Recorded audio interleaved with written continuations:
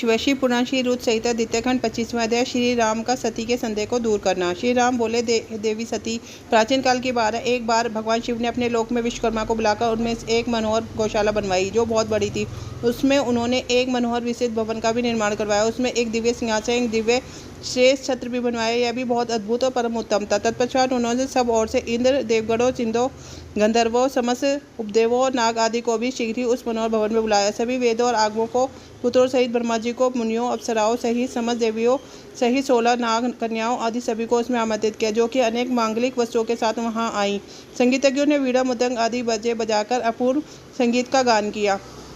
इस प्रकार यह एक बड़ा समारोह उत्सव था। राज्याभिषेक की सारी सामग्रियां एकत्रित हुई। तीर्थों के जल से भरे घड़े मंगवाए गए। अनेक दिव्य सामग्रियां भी गणों द्वारा मंगवाई गई। फिर उस सरोवर में वेद मंत्रों का घोष कराया गया।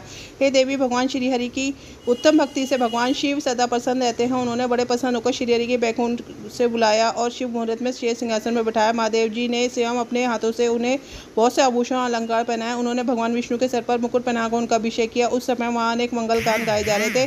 तब भगवान शिव ने अपना सारा ऐश्वर्य, जो कि किसी के पास भी नहीं था, उन्हें प्रेम पूर्वक प्रदान कर दिया।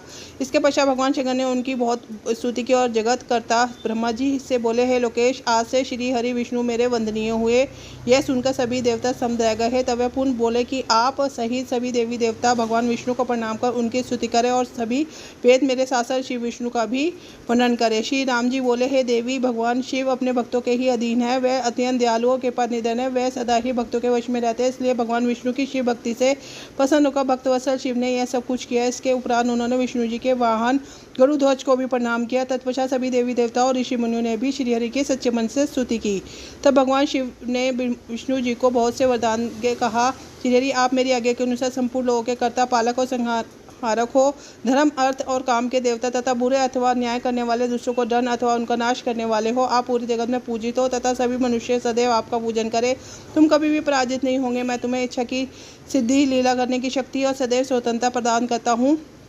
हे हरे, जो तुमसे बैर रखेंगे उनको अवश्य ही दंड मिलेगा। मैं तुम्हारे भक्तों को भी मोक्ष प्रदान करूंगा तथा उनके सभी कष्टों का भी निवारण करूंगा। तुम मेरी बाई भुजा से और ब्रह्मा जी मेरी दाई भुजा से प्रकट हुए। रुद्रदेव जो साक्षात मेरा ही रूप है, मेरे ही यज्ञ से प्रकट हुए हैं। वैष्णव, आप सदा सबकी रक्षा करेंगे। मेरे धाम में तुम्हारा स्थान उज्ज्वल एवं वैभवशाली है। वह गोलोक नाम से जाना जाएगा। तुम्हारे द्वारा धारण किए गए सभी अवतार सबके रक्षक और मेरे परम भक्त होंगे। मैं उनका दर्शन करूंगा।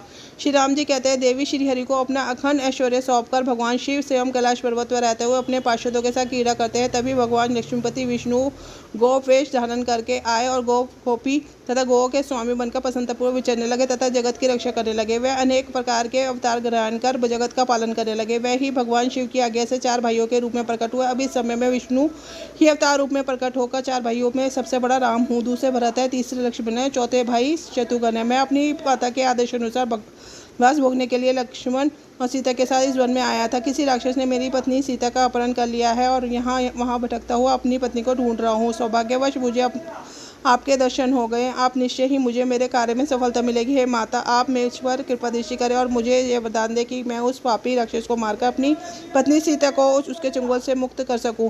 मेरा यह महान सौभाग्य है कि मुझे आपके दर्शन प्राप्त हुए। मैं धन्य हो गया। इस प्रकार देवी की अनेक प्रकार से स्तुति करके श्री राम जी ने उनको अनेक बार प्रणाम किया। श्री राम की बातें सुनकर सती मन ही मन बहुत प्रसन्न हुई और भक्त वत्सल भगवान शिव की स्तुति एवं चिंतन करने लगे। अपनी भूल पर उन्हें लज्जा आ रही थी। वह उदास मन में शिव जी के पास चल दी। वह रास्ते में सोची थी कि मैंने महादेव जी की बात ना मानकर बहुत बुरा किया। श्री राम जी के प्रति भी बुरे विचार मन में लाई। अब मैं भगवान शिव को क्या उत्तर दूंगी। उन्हें अपनी करनी पर बहुत पश्चाताप हो रहा था। वह शिव जी के समीप आई और चुपचाप खड़ी हो गई। सती को इस प्रकार चुपचाप व दुखी देखकर भगवान शंकर ने पूछा, देवी, आपने श्री राम की परीक्षा किस प्रकार ली। यह प्रश्न सुनकर देवी सती चुपचाप सिर झुकाकर खड़ी हो गई। उन्होंने शिव जी को कोई उत्तर नहीं दिया। वह असमंजस में थी कि क्या उत्तर दे, लेकिन महायोगी शिव ने ध्यान से सारा विवरण जान लिया और उनका मन में त्याग कर दिया।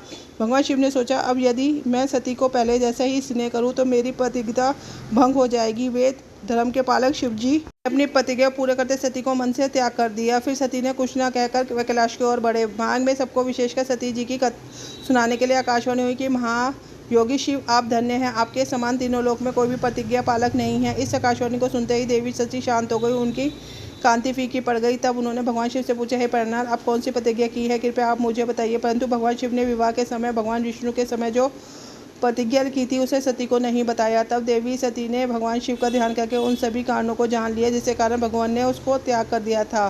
त्याग की देने की बात जानकर देवी सती अत्यंत दुखी हो गई। दुख बढ़ने के कारण उनकी आंखों में आंसू आ गए, वे सिसकने लगी। उनके मनोभाव को समझकर देवी सती की ऐसी हालत देखकर भगवान शिव ने अपनी प्रतिज्ञा की बात उनके सामने नहीं कही। तब सती का मन बहलाने के लिए शिवजी उन्हें अनेकों कथाएं सुनाते हुए कैलाश को ले गए। कैलाश पर पहुंचकर शिवजी अपने स्थान पर बैठकर समाधि लगाकर ध्यान करने लगे। सती ने दुखी मन से अपने धाम में रहना शुरू कर दिया। भगवान शिव को समाधि में बैठे बहुत समय बीत गया। तत्पश्चात शिवजी ने समाधि तोड़ी। जब देवी सती को पता चला तो वह तुरंत शिवजी के पास दौड़ी चली आई। वहां आकर उन्होंने शिवजी के चरणों में प्रणाम किया। भगवान शिव ने उन्हें अपने सम्मुख आसन दिया और प्रेमपूर्वक बहुत सी कथाएं सुनाई। इससे देवी सती का शोक दूर हो गया, परंतु शिवजी ने अपनी प्रतिज्ञा नहीं तोड़ी। हे नारद, ऋषि मुनि आदि सभी शिव और सती इन कथाओं को उनकी लीला का रूप मानते हैं, क्योंकि वह तो साक्षात्कार परमेश्वर ही एक दूसरे के पूरक है। भला उनमें वियोग कैसे संभव हो सकता है? सती और शिव वाणियों अर्थ की भांति एक दूसरे से मिले हुए हैं, उनमें वियोग होना असंभव है। उनकी इच्छाओं लीलाओं से ही उनमें वियोग हो सकता है। इसी के साथ शिव पुराण की रुद्र संहिता का 25वां अध्याय पूर्ण होता है। ओम नमो पार्वती पते नमः। हर हर महादेव।